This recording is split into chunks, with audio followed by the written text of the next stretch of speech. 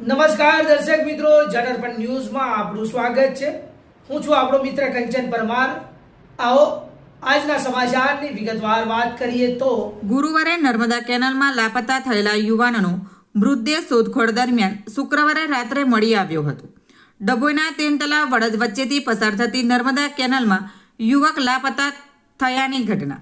ગુરુવારે Pulsar bike લઈ વડોદરા જઈ રહેલા બે મિત્રો બાઇક લઈ કેનાલમાં ખાબક્યા હતા। એકનો થયો હતો બચાવ, જ્યારે એક મિત્ર નર્મદા કેનાલમાં થયો હતો લાપતા। એક યુવકને તરતા આવડતું હોવાથી તે બચી ગયો હતો, જ્યારે બીજો થયો હતો લાપતા। ચાનોદ પોલીસે ઘટના અંગે જાણ કરતા ડભોઈ અને વડોદરાની ફાયર ટીમ સઘન દ્વારા શોધખોળ આરંભી હતી। લાપતા થયેલા યુવાનનો મૃતદેહ શોધવા ફાયર ટીમ કામે લાગી હતી।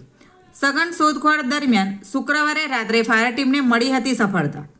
સિનોર તાલુકાના આનંદી પુનિયાદ પાસેથી પસાર થતી નર્મદા કેનાલમાંથી યુવકનો મૃતદેહ મળી આવ્યો હતો। જિલ્લો નર્મદા, તાલુકો નાંદોદ, ગામ જેસલપુરનો રહેવાસી રંજીત જસુભાઈ બારિયા, ઉંમર વર્ષ 24, કેનાલમાં ડૂબી જતા લાપતા થયો હતો। સિનોર પોલીસે લાશનો કબજો મેળવી પીએમ અર્થે મોટા ફોફડિયા હોસ્પિટલ ખાતે ખસેડી કાયદેસરની કાર્યવાહી હાથ ધરી છે। તો આવા જ પ્રકારના નવા સમાચાર સાંભળવા માટે જોડાઈને રહો અમારી ચેનલ જનરપણ ન્યૂઝ સાથે। અમારી ચેનલને લાઈક કરો, શેર કરો, સબસ્ક્રાઈબ કરો, તેમજ આ વિડીયોને વધુમાં વધુ શેર કરો।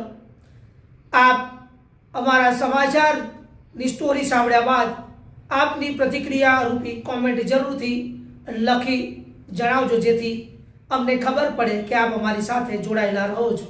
ધન્યવાદ, નમસ્કાર।